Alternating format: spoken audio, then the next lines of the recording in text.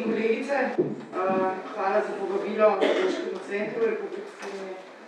Tale še eno jamstva manjkajo, ker na sklad tudi na 5 stebrih, pa veste, v 2 vrsticah smo rekli, da ne bomo pisali, tako da smo jamstva izpustili.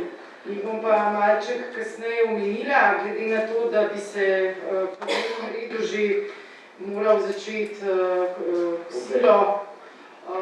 Bom hitra. V glavnem predstavljam vam bom ta del predvsem razvojni del, ki je tako kot na Zavodu za zaposlovanje, kot pri nas ta del vezan na ESS sredstva in mislim, da kakorkoli pravimo, da bi raba še kjera druga sredstva, jaz pravim, da hvala Bogu, da imamo vsaj ta. Tako da meni je, jaz sem zadovoljna in moji sodelavci tudi.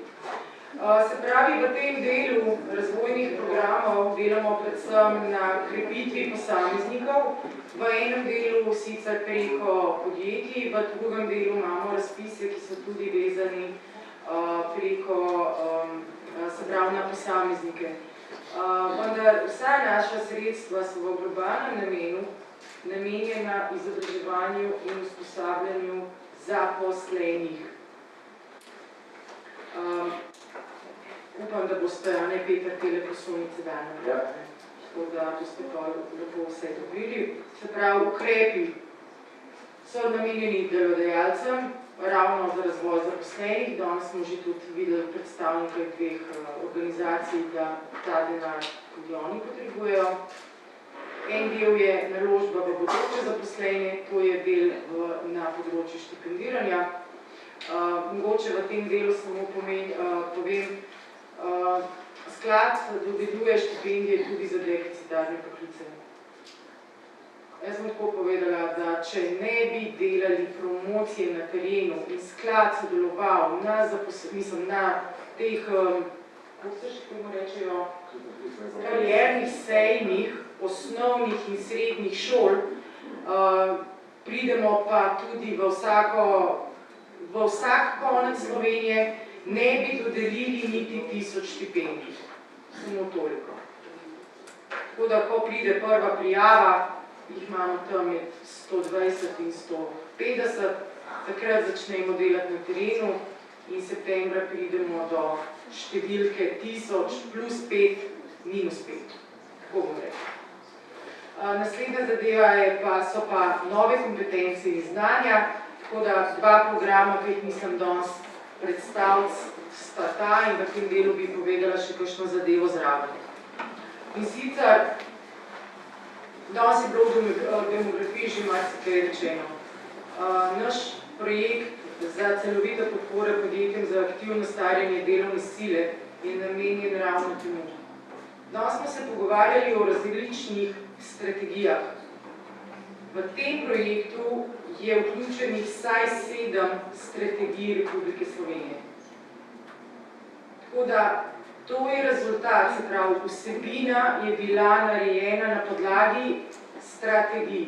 Govorimo o strategiji, se pravi, sem si jih bolj napisala, zato ker vidim, da strategija EU 2020, starejši in trg dela, strategija dolgožive družbe, strategija pametne specializacije, strategija digitalne Slovenije. 2020, zdaj, morate nekaj vedeti. In sem že parkrat tudi upozorila na drugih forumih. Pogovarjamo se o industriji 4.0. Pripravljena je že strategija 7.0. Mi nismo zaključili niti strategije 4.0. Tako da imamo v tem delu digitalizacije zelo, zelo veliko dela. In zdaj, če lahko podam tudi moje osebno mnenje, v tem delu se obnašamo, kot da ne živimo v 21. stoletju. To je moja osebna pripomba. Smo 7. najstarejša država na svetu.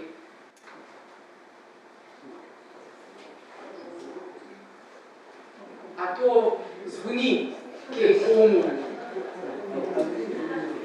Ne? Se pravi, povprečna življenjska starost Sloveniji za 6 ur na dan. Tudi statistični podatek, ne? In leta 2022 bo vsak 4. zaposleni starejši od 55 let. To je pa tisto, kar smo govorili prej. Rojene generacije do 20.000, plus minus 500 oseb. Zdaj pogledajte en podatek, statistike, s katere se lahko igramo.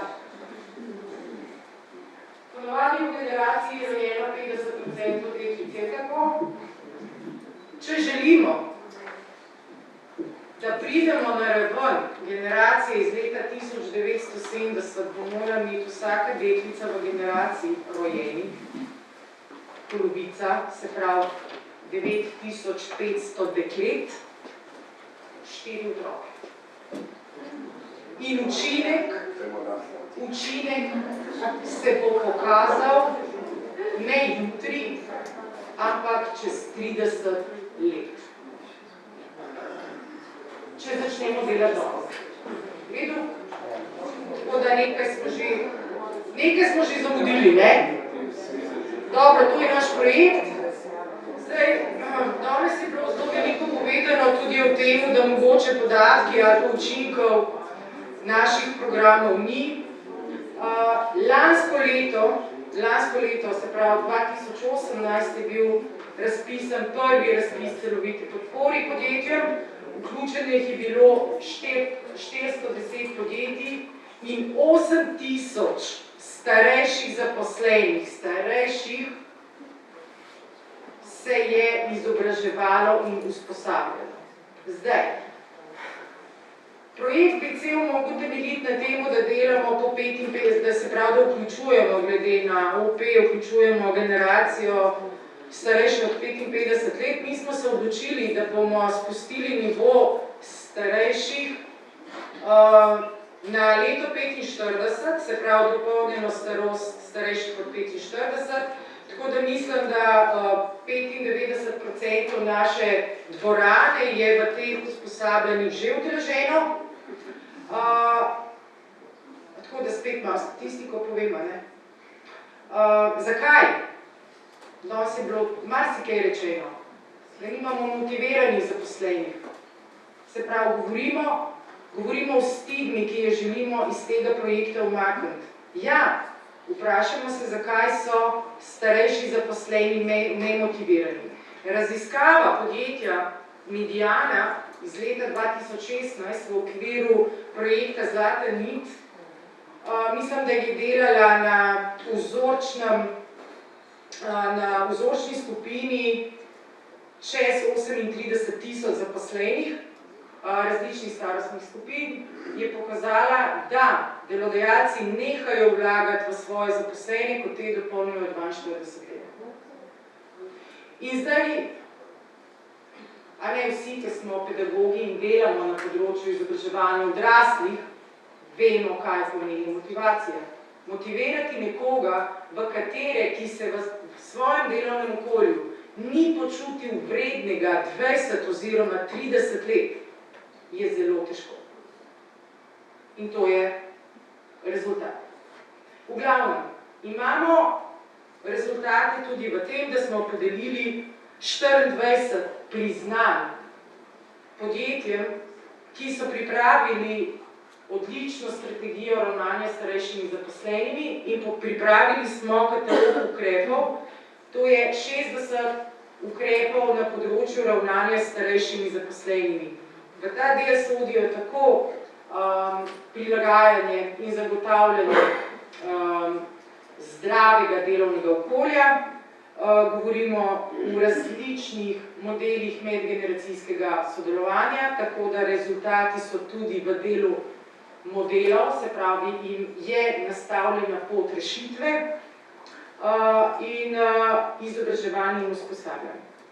Tako da zdaj imamo tudi, kar smo v lanskem letu razpisali, tudi pilotni projekt, se pravi, to je teh 13 partnerstv, kjer pa razvijamo modele reševanja, upravljanja ali pa upravljanja starejšimi v podjetjih in bo teh 13 partnerstv tudi predstavljalo, so pa različna partnerstva po različnih panogah, bojo predstavljala rezultate, kaj vse so naredili, da na kak način so se začeli ukvarjati z starejšimi zaposlenimi. Saj ni problem samo v tem, da nekdo reče, ja, zdaj bomo pa delali do 65 leta, ali pa delali bomo do 67 leta. Ne, važno je, da delamo v zdravem in spodbudnem okolju. Da se zaposleni v teh okoljih počutijo spoštovani in vredni. In da vejo, da delodajalci vlagajo v te ljudi. To je glaven rezultat teh projektov. Zdaj, naslednja zadeva so kompetenčni centri. Bom šla kar naprej, najboljše rezultate, ker nimamo več dosti časa. Mene veseli, da so tudi socialni partnerji prepoznali rezultate kompetenčnih centrov za razvoj kadrov. To se pravi, imamo delujoč model, kjer lahko zajamemo tako izobraževanje, kot usposabljanje, kot razvoj kompetenc zaposlenih in tudi model, po katerem lahko delamo. Recimo za primer lahko povem, da je tudi Ministrstvo za javno upravo prevzel model kompetenc iz tega projekta. Tako da bo tudi na področju javne uprave pripravljen model kompetenc za javne uslužbence. Se pravi, imeli smo v letu 17 in 18, se pravi, koliko je to 17 kompetenčnih centrov, realizirali smo samo v lanskem letu 37.000 vključitev posameznikov v izobraževanje in usposabljanje pri delodajalcih in zunaj. Razpis pride pa v drug mesec. Se pravi, imamo kaj še jutri, lahko že štart, pa začnemo odštevati. Tako da naslednji mesec bo prišel ven, tako kot nov razpis za celovito podporo.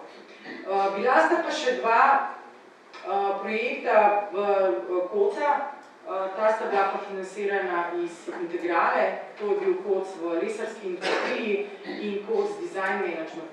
Zdaj, razlika do novega, za novim razpisom bo naslednja.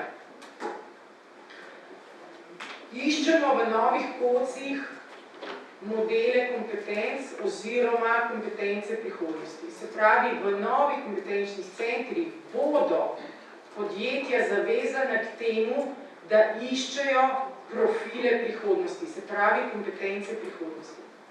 Tako da jih bomo probali tudi v tem delu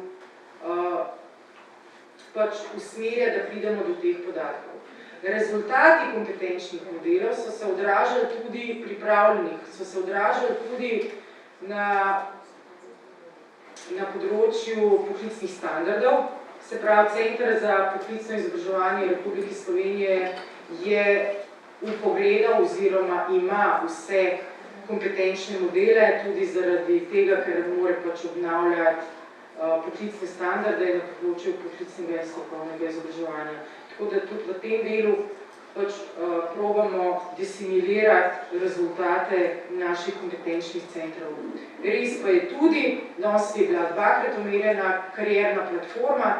Karierna platforma je tudi nastala kot, bom rekla, ideja karierne platforme, kot stranski produkt kompetenčnih centrov. Tako da, ja, rečemo, da so inovativni in res je tudi, da so priznani v evropski, so zaznani v evropskem prostoru kot nek model združevanja podjetij.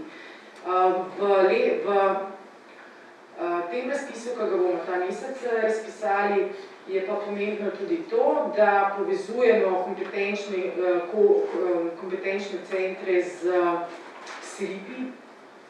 To so te inovacijski, kar je bilo danes tudi rečeno, da imamo premalo povezav z tehnološkim in inovacijskim razvojem. Tako da tudi v novem razpisu ne bomo upoštevali samo panoge, bomo upoštevali tudi verige vrednosti, glede na strategijo pametne specializacije in povezovanje z z razvojem preko SRIP-ov, ki so že bili 2 leti nazaj ustanovljeni. Potem smo izvedeli oziroma še izvajamo sofinanciranje za dvig izobraževanja in usposabljanja, se pravi za dvig izobrazbene ravni. Tukaj je Bukatija, tukaj imamo kar malček problemov. Bom rekla tako, dvig izobrazbene ravni je bil projekt, ki je, vsaj jaz sem ga razumela, da bo naredil spremembo v tistem delu populacije, o kateri smo danes tudi govorili. Se pravi, o starejših zaposlenih, brez izobrazbe oziroma osebe, ki so na enki ali dvojki ravni. Bom rekla tudi, da Ministrstvo za izobraževanje je bilo v tem delu zelo veliko počezno, kar se tiče denarja in v bistvu bom tako rekla akcije. Bom rekla, da jaz osebno ne vem, kaj se je zgodilo, vendar vsako, ne vem, mislim, koliko hkrati, da ne bom malo okrog. Mislim, da smo vsak leto vzajemno 4 milijone stran.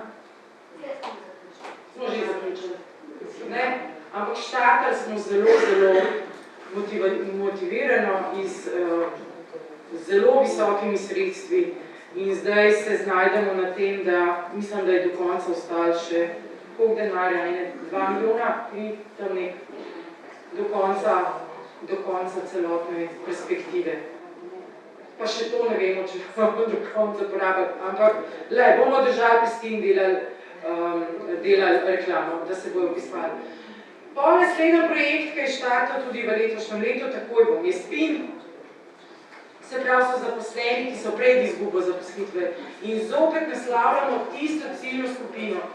Res, da je projekt namenjen vsem, ne glede na starost, ne glede na izobrazbeno raven, ne glede na vse. Ampak projekt je namenjen, se pravi, osebam, ki so ali imajo zaposlitev za določen čas, ali se podjetje nahaja v prestrukturiranju podjetja, imajo tehnološke spremembe in tako naprej. Se pravi, da jih ujamemo zaposlene v mrežo, kjer jih probamo zmotivirati, naredil tudi pri tem projektu uporabljamo vseživljenjsko karierno orientacijo, se bojo pripravljeni individualni načrti, ker ne nazadnje naši podatki iz jamstev, tisti, ki sem vam rekla, da nam manjkajo v naslovu, kažejo, da v povprečju imamo še vedno v Sloveniji 155 podjetij, ki imajo probleme in takrat se zaposleni obrnejo na nas in pride do izplačila jamstva, ampak še zmeraj jih je v povprečju letno 155. Številka je sicer veliko nižja, kot je bila 5 let nazaj, 6 let nazaj, ampak vseeno. No, to je ta mreža, kjer dobimo te, probamo motivirati, prekvalificirati, dokvalificirati, zato da se prezaposlijo takoj, oziroma sploh ne pridejo na Zavod za zaposlovanje. V tem delu delamo partnersko z Zavodom za zaposlovanje, iz sindikati, iz gospodarsko zbornico, iz obrtno zbornico. V bistvu je projekt, ki je partnersko sestavljen in imamo en projekt na vzhodu in en projekt na zahodu. Potem imamo pa še en NIUZ, ta je bil luškan, ta je bil zelo podoben danskemu konceptu, to je recimo projekt, ki je na Danskem najbolj obiskan, kjer vsebi plačamo karkoli, samo to, da se izobražuje. In glej ga zlomka, spet ideja je bila dobra, gremo na trg, dajmo delati, pa ni blok. In smo mogli zopet v promocijo. Se pravi, edino, kar je mogel nekdo napisati, je to, da odda vlogo in priloži račun, da je neko izobraževanje v določenem delu opravil. No, tako da, ja, mogoče imamo probleme, tako da jaz mislim, zato sem napisala te zadeve, kot družba moramo spremeniti odnos do izobraževanja. Vseživljenjsko učenje ne more postati nekaj vsakdanjega, nekaj takega kot je kruh in voda. Zavedati se pomena vlaganja v zaposlene, še posebej v starejše, in prepoznati, definitivno prepoznati vrednost. V tem delu pa še nekaj bi samo, da zakončam, ko drugače me bo Peter nekam spravil. Velikrat sem že povedala, da imamo dve definiciji vseživljenjskega učenja. Eno je definicija Združenih narodov in druga je definicija OECD-a. Ko boste obe prebrali, če jih še ne poznate, vam pravim, jaz sem za ta prvo. Za definicijo Združenih narodov, kjer vseživljenjsko učenje krepi posameznika in s tem daje znanje družbi in dviguje družbo kot tako. Preberite si še drugo.